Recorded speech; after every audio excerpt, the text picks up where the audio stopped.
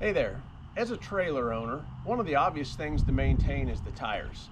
But there's a lot more to it than that if you want to stay safe and not have, incidents or failures in the middle of your trip. And a couple of those things are the wheel bearings and the trailer brakes. And so today in this video, I'm going to show you how to do it. It's really not that hard. It's something you can do yourself. Whether we're working on a trailer that has 7,000 pound axles or 5,000 pound axles or 3,500 pound axles, they're all relatively the same. So I'm going to get started and I'm going to move through this as quickly as I can. Add any questions to the video if you have anything, and I'll try to get those answered for you. So I hope it goes without saying, if you can't get yourself safely jacked up with the wheel off, I would encourage that you do have somebody else do this job. Hopefully you can get yourself to this point where just jacked up, supported, and the wheel is off. And so the first thing I'll do is peel out this rubber cover for the grease zerk, set that to the side, and then I'll get this cover off right here just by kind of pounding on it a little bit with a rubber mallet, getting it off a little bit, and then usually as you go around and try to keep it even, it just pops right off. Now really this job should be done about once a year. If you use it very infrequently, you can get by with longer, but that's the general rule of thumb. Most of the time you're not going to need a lot of parts, okay? A grease seal and a cotter pin, and I'll show you that along the way. But occasionally there are some parts, the bearings, the races, something that is worn out and that we need to replace, and so I'll cover all that in this video. Once you're to this point, there's a cotter pin. You usually have to bend it and get it straight. I've already done that, so you'll take that off. I recommend replacing these every time. They're so cheap. I think it's a good peace of mind. And then this usually will come right off. If it doesn't, I just use a big A wrench here, big crescent wrench, crack it, and then take this nut off, as well as a big washer behind it. Now that that's off, this outer bearing is ready to come out, and I always just start pulling it out like this and then catch it. I do try to make sure I do try to be very careful to keep this all clean. So there's our outer bearing, and I instantly wrap that up. Once the outer bearing is out, this whole piece pulls off as one.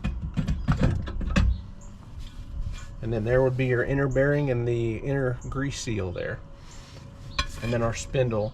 I'm going to clean all of this up. Now that I have this spindle all cleaned up, I want to measure and make sure my brakes are still within spec.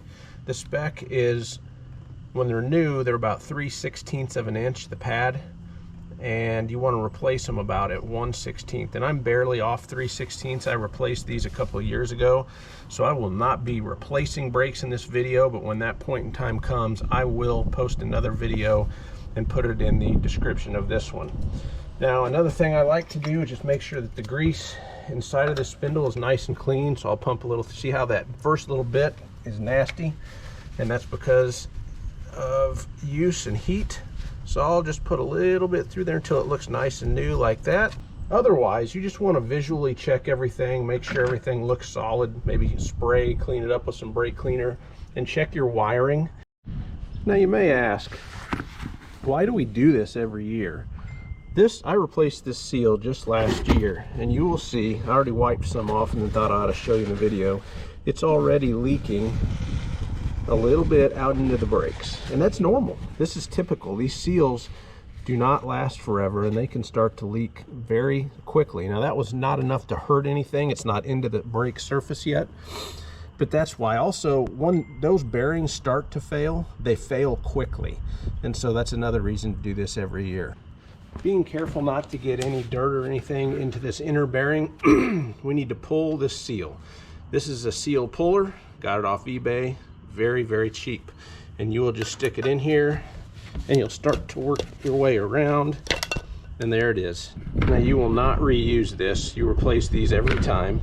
And then just like the outer bearing, we're going to grab this inner bearing, keeping it very clean, putting it in immediately into a clean paper towel, wrapping it up.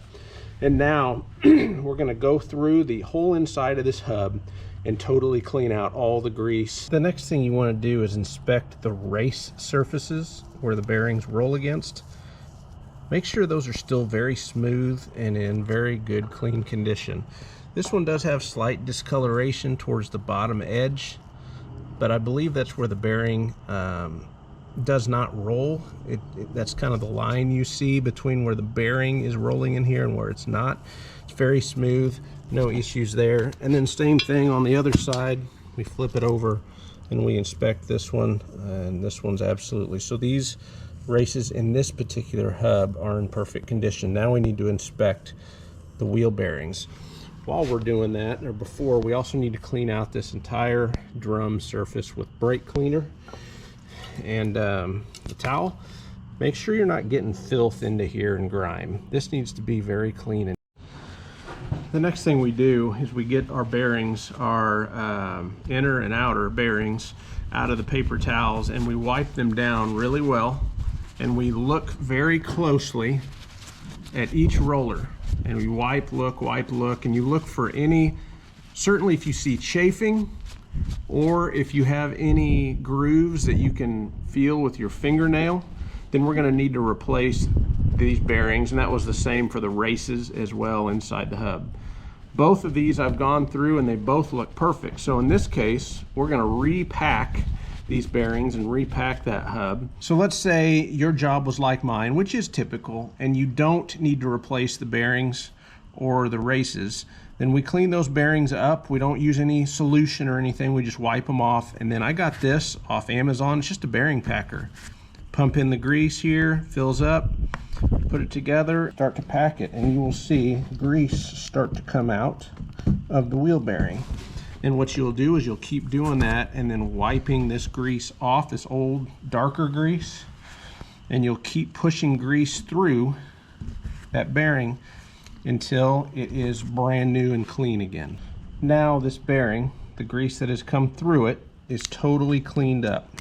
It's totally clean, which means that it has pushed clean grease all the way through that bearing, repacked it, and got the old grease out. Now you can do this by hand. There are guys that will put tons of grease on their hand and push the grease through this gap and push it through, just a lot like this. And let's go like this, and they'll push it through and it'll start coming out either end, and then you just keep wiping. It works the same way as this. So now what I'll do is I'll get some good clean grease and I will force it into every crack and crevice on this bearing, front, back, everywhere. And I mean, I will really pack it good. Again, making sure you've cleaned this whole outer brake area and the inside. We're gonna get just some wheel bearing grease, and we're gonna put a nice light coat on the race surface. Now I will put a little extra in the middle, maybe 1/8 of an inch. Now I've gotten a little grease there in my brakes. That's a big no-no. I'm gonna have to clean that back out. And then just ensure that you also have a good coating on that race. That looks really good right there. So now we're gonna go get that bearing, and we're just gonna take that bearing. This is, again, this is the inner bearing, and I'm gonna plop it down in there, maybe get a little extra grease, put it around this outside edge. Okay, that looks pretty good. Now I gotta clean up that little bit of grease there, and the next thing we wanna do is get this brand new grease seal. Now these are different, as are the bearing sets for each axle, pound rating. So know what you're buying. This was my 7,000 pound seal and bearings. So we get this. These do not need to be greased going in. We set it flush on there, and just to keep dirt and pieces of wood, I get this kind of wood chunk, but I put that towel over it, and I start to go down, but I keep checking, because if you don't go straight, you can get yourself into some trouble and maybe waste a grease seal because you went in too far on one side. Once you are getting it pretty close, it's pretty close to flat, then you can go through and be a little stronger with it. Flush around the outside edge, and that's what we got. So this inner bearing is greased. It's the original bearing, it's repacked. We got the new grease seal on. We are now going to repack the inside bearing, the outside bearing, the smaller one, the narrow end goes down into this thing. And just like the last one, we're going to pump the old grease out and pump new grease in.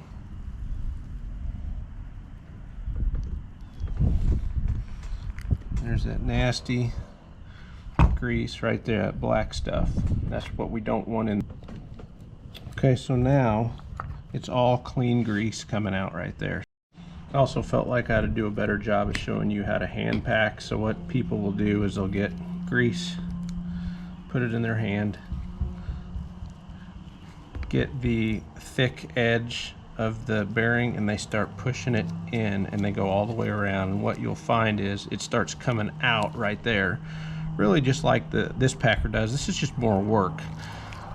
Now I do kind of like to, like I said, hand pack it at the end and make sure it's pushed into all crevices everywhere around that bearing. That baby there is packed perfectly.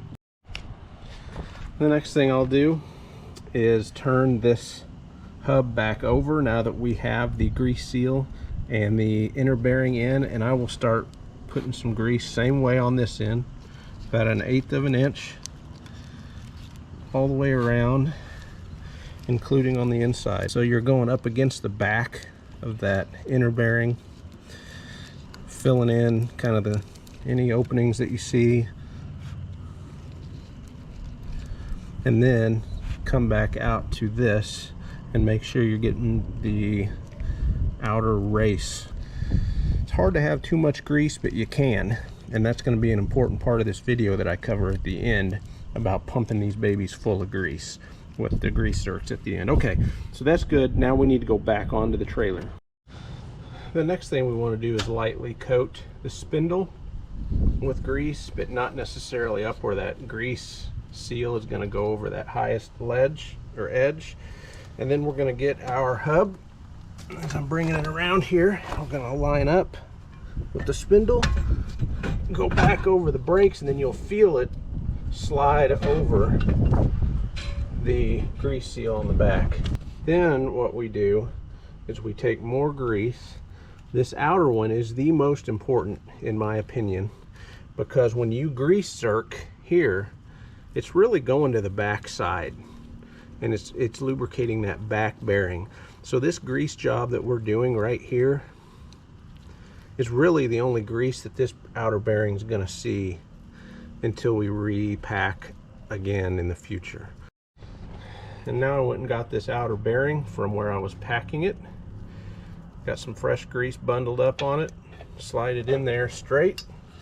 It'll kind of hold in flush. Clean this up just a touch here on the threads. Maybe wipe off what's on the outside here, making sure not to push dirt.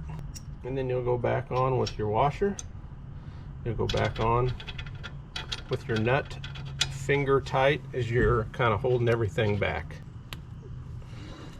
You can turn it a little bit, make sure everything's nice and snug. And this is not rocket science here.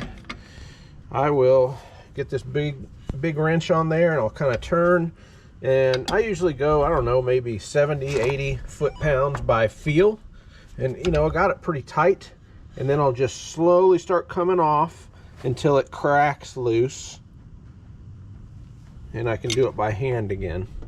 And then I'll go to where the first slot for this pin to go through is close to that snug position as possible. And so I actually have that. It's perfect. If it's not perfect, then what you want to do is loosen. You don't ever want to tighten with the wrench. And then we'll put our cotter pin back in. All right, so you see that cotter pin's back on there. I need to buy a new one. I forgot to do that, so I can do that later. I'll go buy that and put that back on. Then you just get this. It's kind of cleaned out in there in the middle. Line it up evenly. Punch it back on there. Go all around. And then what I'll do to get a little more to that back bearing is give 4 pumps. And you need to be moving the wheel or the hub when you're pumping in there, and I'm doing it very slowly. The reason I'm doing it slowly is because if you pump too quickly, you will punch the grease seal out the back, and then all of your grease will dump into the brake. And so you will see guys all over that tell you to pump here and pump, pump, pump, pump, pump until it starts coming out here. It is an awful idea. That is sort of how it was designed, so that you don't have to maintain the bearings as often. But the problem with that is you pack the inside of this almost pressurized with grease.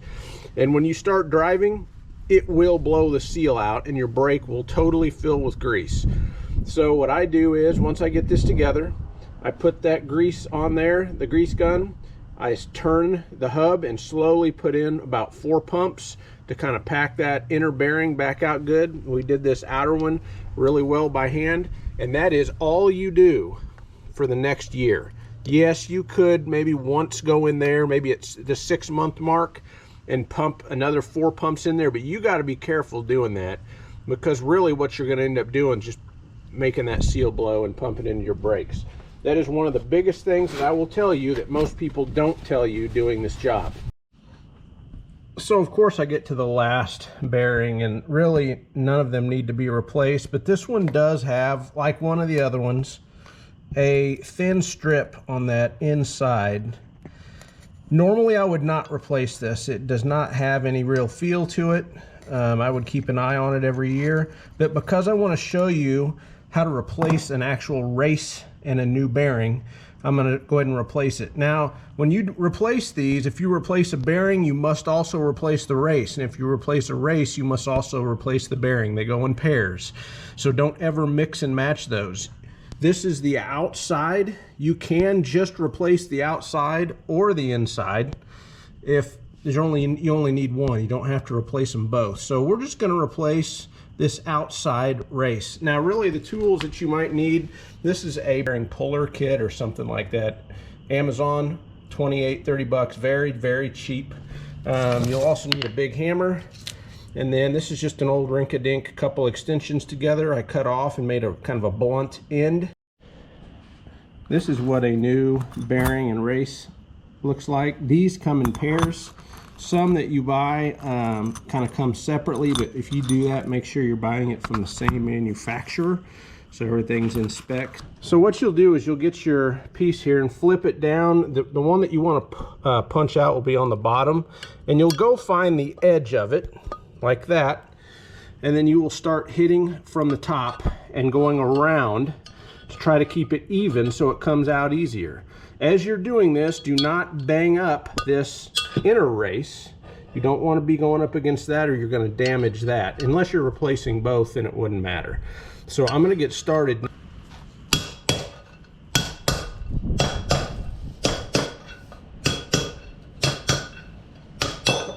And there it is. All right, so we're back down here now, and I'm going to reach under, and this is the race that I punched out. Sometimes some are tougher than others. This is a 7,000 pound axle. Generally, the larger, the harder it is to get out, so that the bearing can slide inside of it. If you put this in the wrong way or backwards like that, then the bearing would not go in. So make sure you're leaving the wider opening out. As you can see, this puller kit has a variety of different widths and pieces, and you will want to find the one that fits your bearing but also allows it to slip straight down into the middle. This generic kit has worked for me on all 3 of those different weights of axles, even on its way out or on its way in. You want to make sure it's going in pretty straight.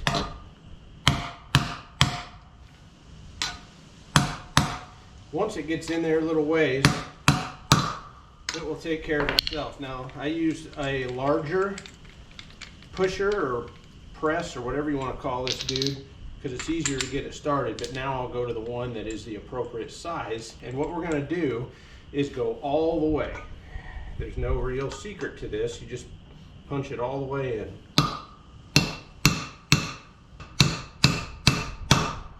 All right, now it's bottoming out, and we want to make sure it's just all the way bottomed.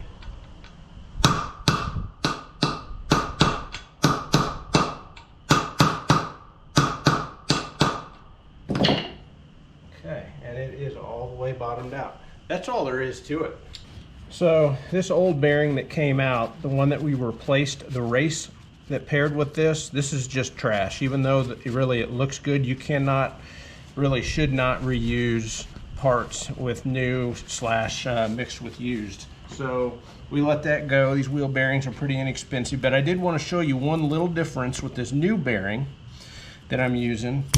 When you oil this, so you're not pushing out old nasty grease, you're putting in new grease. So on one hand, you don't need to go quite as long pumping clean grease through, but what you do need to do is really push more grease into the bearing, because it's got cracks and crevices in there that they're dry, they don't have any grease in there. And so that's when it is good to know the technique of greasing these bearings by hand versus just using this. If you just use this, my belief is you may not get as much grease in there as you really should. So I just go around just like on the other one, only even more, and I just force grease into every crack. Get you a glob of grease and start going through, and you can see grease coming out the top. See that, how it pushes through? And so that's just another way for me to make sure that I'm getting grease into every single crevice. And I'll do that, and then I'll just try to work it all back in. And then this will all go back in the same way as if I was just repacking a bearing. As I said, hopefully at some point I'm going to need to do some more brakes on one of my trailers. I do have one that they're not working right now, so hopefully that video will come soon. But just briefly, I did want to show you, this whole brake system comes off with these 5 bolts that go around that spindle, and the whole thing just slides off, and then there's just a couple wires to reconnect. So and then the adjustment comes from the back side. Now these are self-adjusting brakes, so that's why I'm not even showing you that in this video. But like I said, hopefully at some point I will have a brake video that's separate from this wheel bearing video.